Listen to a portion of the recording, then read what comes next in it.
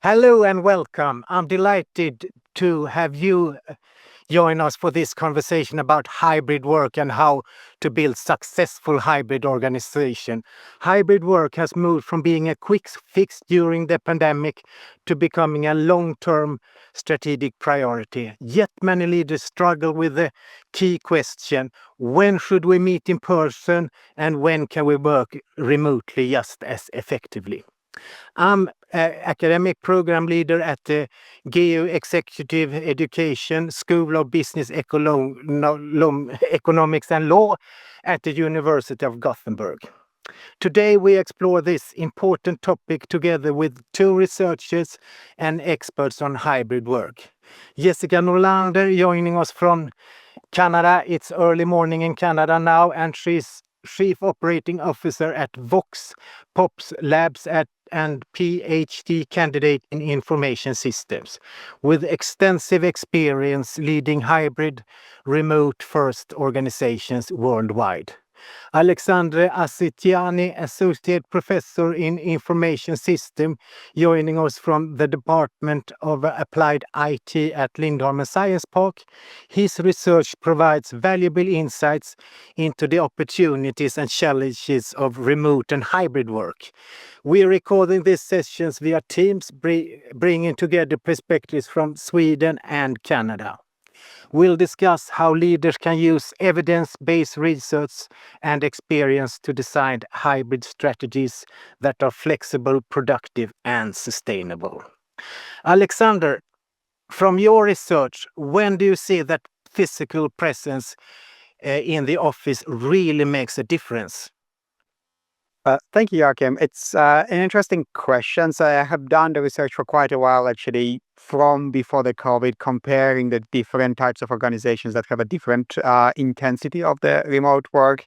And generally, what I see from my research, but also from the research of other colleagues, is that the most value that the people get out of the in-person interaction are the cases where new people need to get comfortable, introduce yourself, and establish this rapport that they could then use to work remotely. So, for example, you have a new project team that is getting together, that people don't know each other. It might be a good idea to actually have that in-person touch. Or when you bring the new colleagues on board, especially if we are talking about the less experienced people who would like to have more mentorship, the face-to-face really helps in there. That does come with a little bit of the caveat, though, that in the organizations where there is a lot of experience of working remotely, and if we have people who also have experience operating in this mode, which we have now more and more, the benefit of face-to-face might be actually somewhat less, because especially very experienced people, they are pretty good hitting the ground running, even when they are entering the new situation and working with new people. And any more types of meeting that are better to meet face to face? Many are talking about creativity and when we are going to work together as a team. Yeah, I mean, of course, there is that's where we go more into perhaps like a context-specific things. I mean, certain types of jobs, for example, certain types of companies require a presence for numerous different things, perhaps access to the physical spaces, physical artifacts. When it comes to the creativity, again, it is a little bit of a tricky. A lot of people, again, with less experience on the remote, have the perception that it's harder to have those sort of like open conversations, or have this serendipity, for example, of coming across this kind of a new people or new ideas. But when we look at fully remote organizations or remote first organizations, there we do see that they do manage to compensate for that through other means. But of course, especially if you are entering to this sort of space now, or you're transitioning your organization to remote, these type of things could also benefit from face-to-face meetings, and then you could kind of ease yourself into doing the creative task, for example, remotely or hybrid. Jessica, from your leadership experience, what types of meeting or activities gain most from being face to face? Mm. Yeah, I'll try to build a little bit on what Alex said, because the way that I've been thinking about face-to-face meetings as a practitioner is to use it as an accelerant of trust in a way. Because and my reasoning behind that is that trust is built over time, right? Like trust is not something that happens like instantaneously often, like in like your first conversation or your first interaction with someone. Trust is built on having something being proven kind of over and over and over again, right? And I think that if you can accelerate the time to get to trust, the ROI will be super high, which I think is very similar to what Alex said when you bring someone new into an organization, when you're kicking off a new team that's going to work with something. And that's one of the reasons, like when I've worked in industry, why I personally have gravitated towards hybrid setups where the day-to-day work gets done remotely, but on a monthly, quarterly, or maybe half annual basis, you get together for a few days and perhaps spend whole days together, focus on kind of trust and relationship building activities.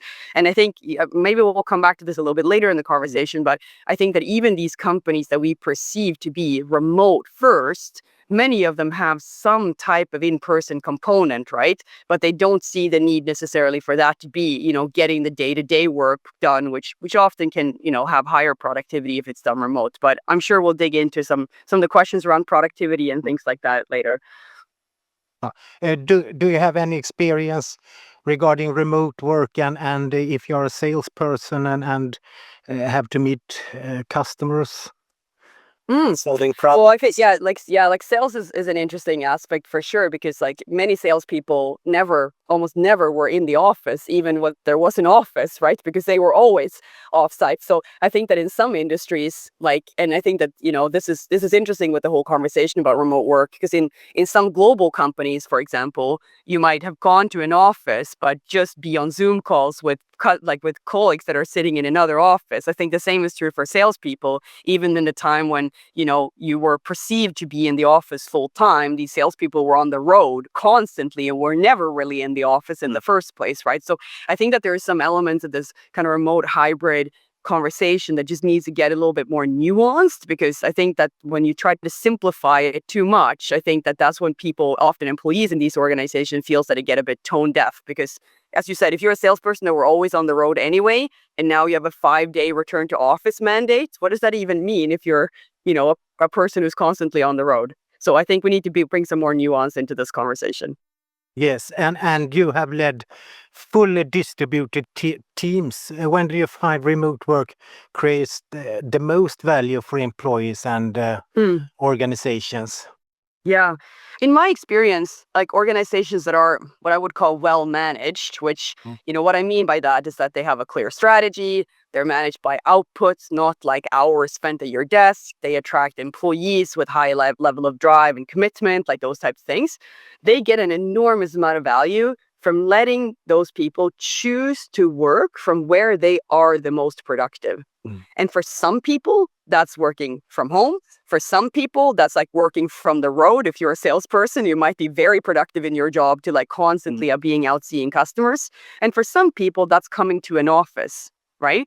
And I think that like by allowing that choice for individuals to find the places to work where they are the most productive, that's the thing that generates the most value. But your organizational operating system needs to be kind of ready to cater for that, to be able to draw the benefits from that, right?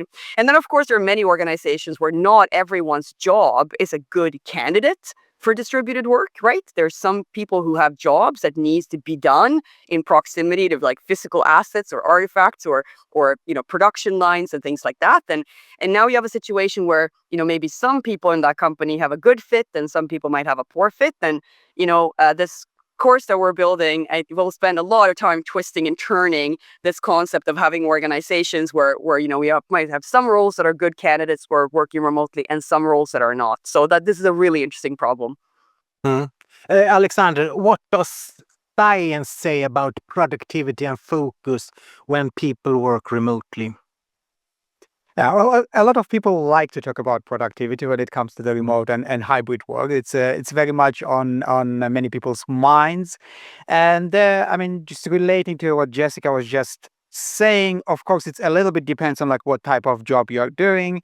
You Mm. could also like, I mean, everybody probably knows at this point some person who might say that, well, for me, remote work doesn't really work productivity-wise, etc., etc. But if we look at the broader research and if we look at the sort of macro analysis of what has happened when people go remotely, we really don't see any negative impacts at that level on productivity in remote work. Both, if we look at the studies that look at the, for example, perception of the people themselves, they say that they're as productive as they were before switching to remote. But also, if we look at the kind of more macro studies of economics or company performance, there is no those big sort of trends that would highlight that it's negative.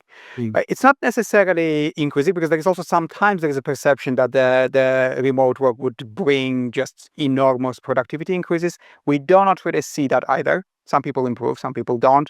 But I would say in the well-functioned organization and in well sort of designed and thought out jobs for the people that allows them to work remotely, there is no negative consequences to productivity.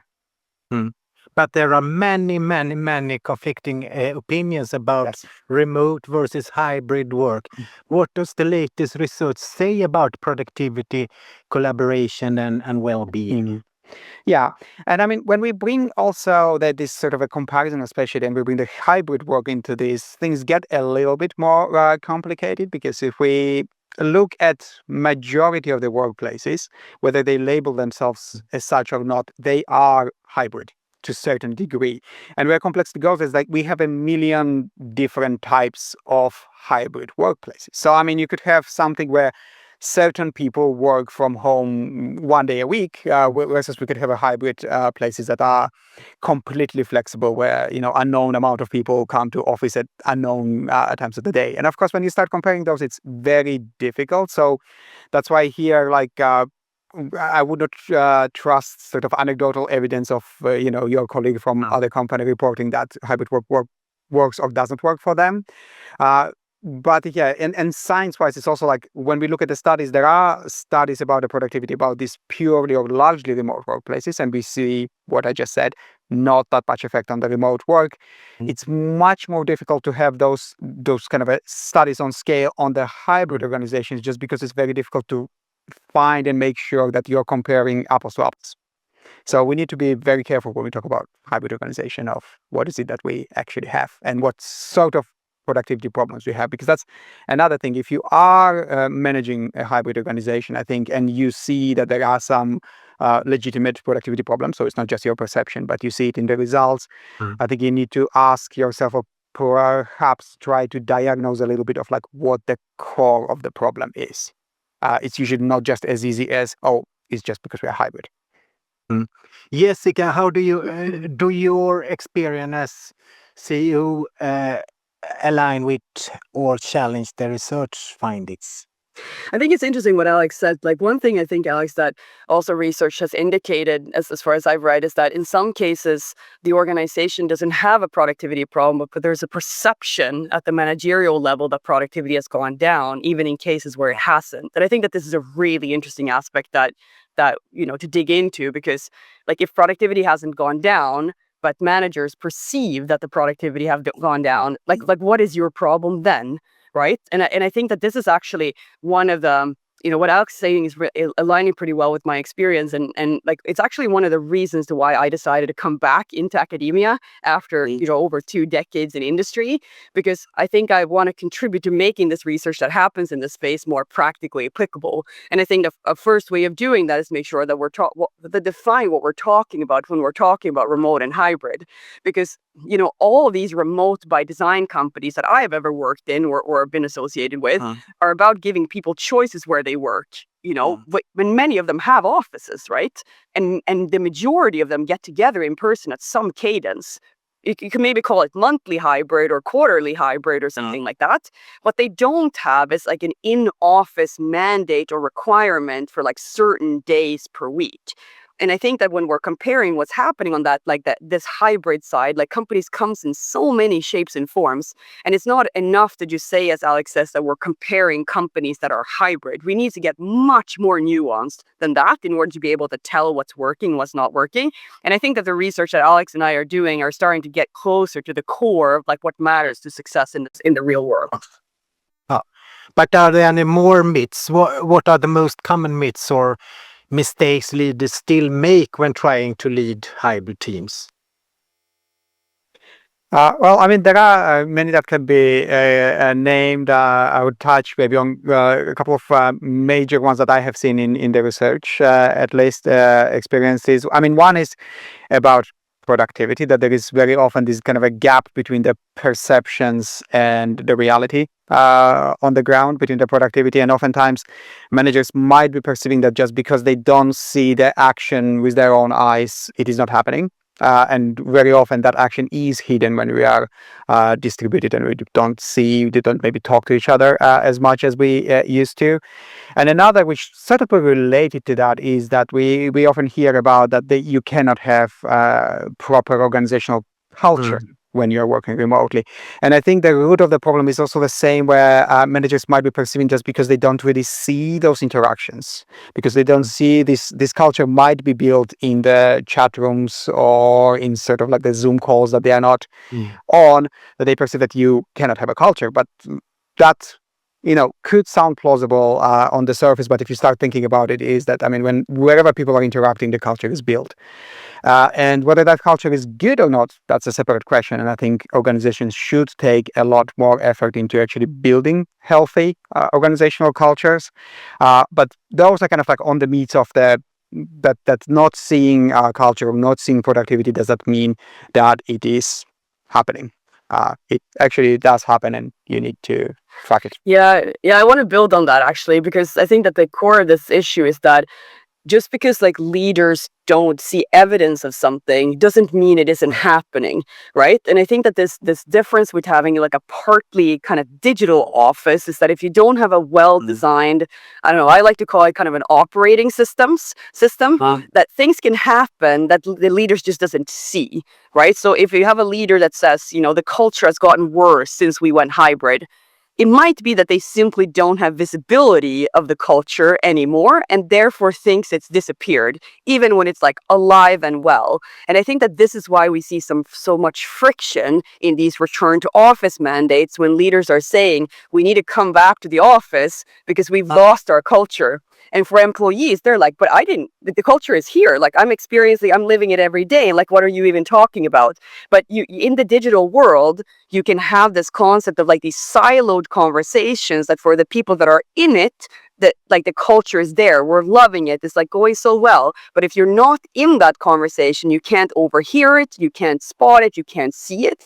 And I think that this is a really interesting kind of thing to dig into, this almost like what does digital technology kind of afford us to do or not do, or what is possible. So I think that this is I think where some of that interesting friction comes from between leaders who wants people back in the office and kind of employees who feels that I think things are working great, and I think that this is something for leaders to really pay attention to and start kind of scratching the surface on.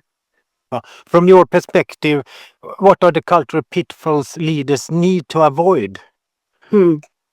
Yeah, I would say that that's like what I just mentioned is one of the main ones, because a lot of leaders come across as tone deaf, I think, to the people in their organizations when they're saying that something doesn't exist when other people perceive those things to exist, right? And I think that that's like one of the major kind of friction points and pitfalls here, that you need to dig deeper than like, oh, I don't have kind of easy, simple kind of visibility on something, and therefore assume that it doesn't exist. I think that is probably one of the biggest pitfalls.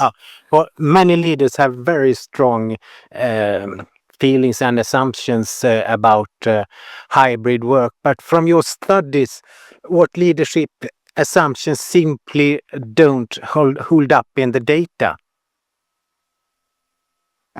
I mean, like one of the sort of like a bigger ones of the assumption is, or like the mistake, if we want to say that leaders often still make, even after a lot of sort of examples of the remote and hybrid organizations, is this assumption that really when you move to some sort of a hybrid or some sort of a remote working arrangements, all you need to do is to establish the practice of working flexibly from somewhere else, purchase computers for everyone and appropriate software, and that will be fine. where in fact, when you do this transition, yes, there is of course flexibility policies and infrastructure for that, but it's a lot more than that. I mean, if we look at those really sort of forward-looking, successful remote or hybrid organizations, they very much fundamentally change how they actually do things. So, I mean, in the beginning, we talked about the creativity. Okay, like, if you want to sprout this creativity, how do you make people interact with each other in such ways? If you want to build a culture, where is this culture built? How do we see it? How do we share it? How do we engage people in it? And you can go on and on and on. That it is, we in office, we have hundreds of years of experience of how those kind of workplaces work. And we have evolved a lot over the history. I mean, since pretty much the industrial age, remote work is a new thing, but oftentimes we fall into the trap where we think, well, it's same but different. We just make it remote, but we will keep doing what we have been doing all this time. And that doesn't work. And what are the key elements of a sustainable and fair hybrid strategy? Mm. Yeah, I mean, on that, I have done also a couple of years ago quite a big review of a lot of literature, specifically looking at what makes remote workplaces sustainable. And sustainable from the point of view that we can run such organizations and workplaces for a long time. And what comes in the research is really three sort of big things that really help people be productive and be happy. One of which is autonomy and trust. So people want to be trusted. People want to have that autonomy to do the job. That doesn't mean that there is no control or people can do whatever they want, but they want to feel like they are competent people who are trusted to do their job. Number two is access to resources. And again, here we come to this transition from in office to remote. We have a lot of resources, whether it's physical resources or knowledge resources, people that we have access to in the office, which we lose when we switch to the remote. So we need to make sure as a managers that those resources are still accessible to these people so they can do their job effectively and efficiently. And the third one is that comes there is self-efficacy. So like making sure that people are actually able to do their job, which is like not just from the perspective of the resources, but also that they have requisite knowledge, they have proper managerial and peer support to do their job. The job is designed in such a way that interdependencies or inefficiencies don't stop them, etc., etc. So they can actually do the job themselves, provided that they have resources and they are competent. So those three things I would highlight are most important. Jessica, what practical advice would you give leaders who want to design a hybrid model that works in practice? Well, the first thing I would I'll say something short first, and then I have one that's a little bit more elaborate. So the first one I would say is that, unfortunately, still we have leaders who mix up kind of a concept of visibility of the work that's getting done with the reachability of people, right? And I think that this is, just because you can see where people are, you assume that you can know what they're doing, right? And I think that that's often why some leaders struggle with kind of a more kind of hybrid or remote setting, because since you can't see the people, how could you ever have visibility of the work? Whereas like many companies who are very successful with some aspects of hybrid and remote work have figured out like how to both cater for visibility of the work being done and the reachability of people when you need to get hold of the people. And I think that this aligns quite well with these responsibilities of managers as both kind of task managers and relationship managers, right? So I think that this is something we'll spend a lot of time on in this course, to just try to figure out these concepts of visibility of work and reachability of people.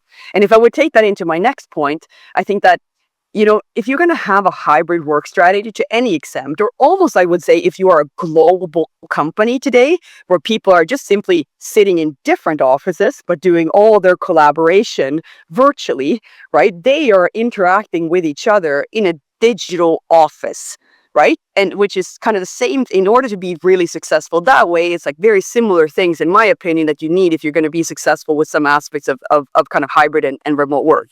And I think you have to then accept that the digital office is your constant now. That's the thing that's always there for everyone all the time, regardless of where they are kind of physically. And I think that successful then hybrid work requires like some some actual intentional design of a digital office. And like Alex said before, like people tend to forget that we've spent decades researching how to design physical office spaces to maximize collaboration, creativity, productivity. Like the water cooler is placed where it is for a reason, right? It's not random where the water cooler ended up in a physical office. And with that fact in mind, it's fascinating to me that leaders think that they can ask IT to buy Microsoft Teams and then you call that an office. To me, that's kind of like buying some rebar and AC units and just like throwing them in a parking lot and just like, this is our office now. Like, we're going to hope for serendipitous run-ins that generates breakthrough innovation.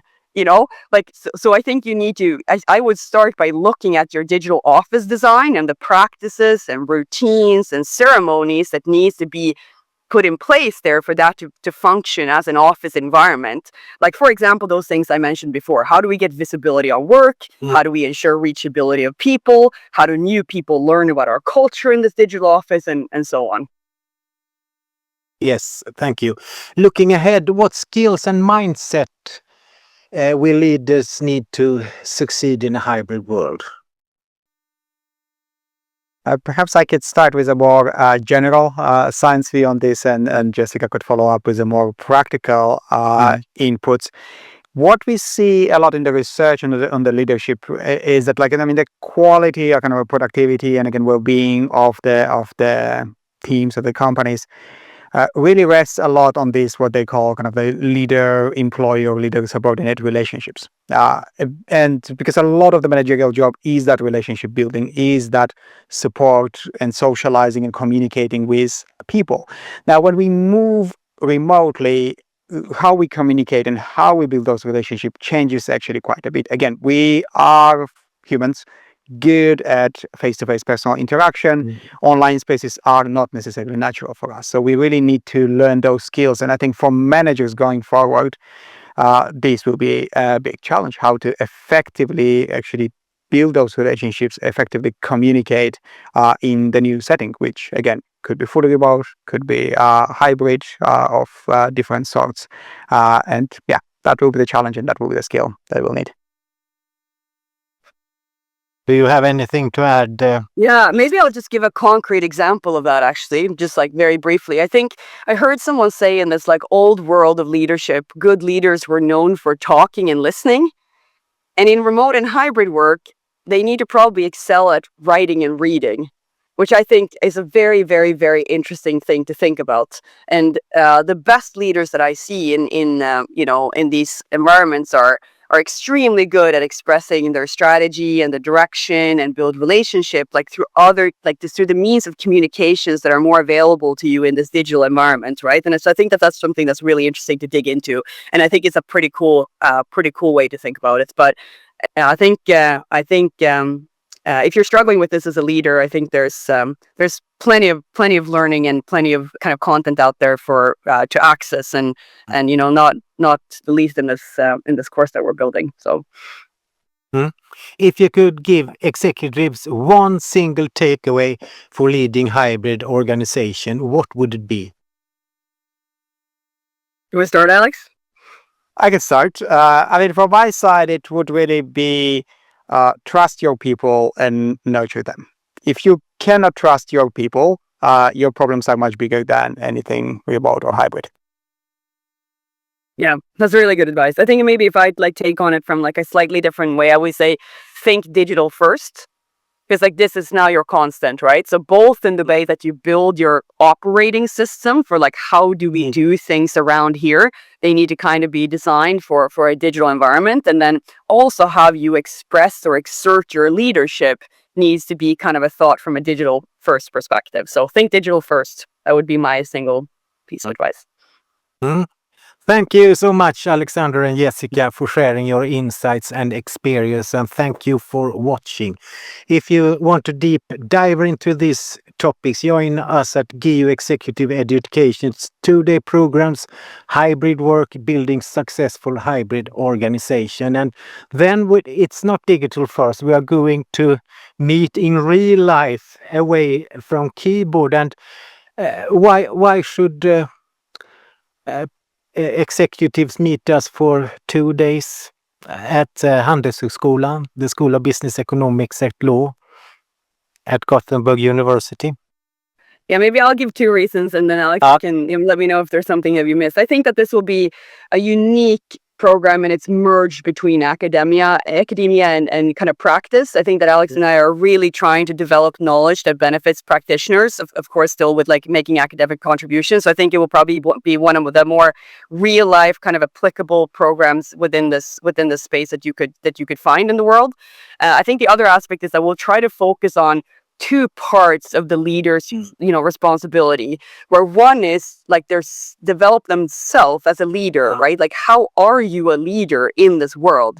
But then the other part of it is, how do you build an organization that is equipped to function in this world? And I think that both of those 2 things are things that we're trying to build into this course, which I think will make it really really rich and useful for practitioners out there. No, they're pretty nice people, so And Alex, do you have anything to add? No, I think those are very good points. I mean, from my side, what I could add is that we hope that we will also hopefully open your mind and make you see remote and hybrid work challenges in a different ways. We are not about giving you, a universal prescription for any workplace, but hopefully we can actually let you become a lot more reflective and a better leader in those 2 days. Well, I meet a lot of executives in my work, and my takeaway is that it's hard because the organization and the co-workers, they are not satisfied. Everyone has an opinion, and no one has the correct answer or the correct strategy. And I think we can give them very good evidence-based research in a practical environment, give them good arguments so they can talk to the co-workers and agree upon that this is good for everyone. Because everyone has an opinion, but no one has the right answers, and we hope to get the right answers from you. So we look forward to seeing you there. Thank you. Thank you. Thank you.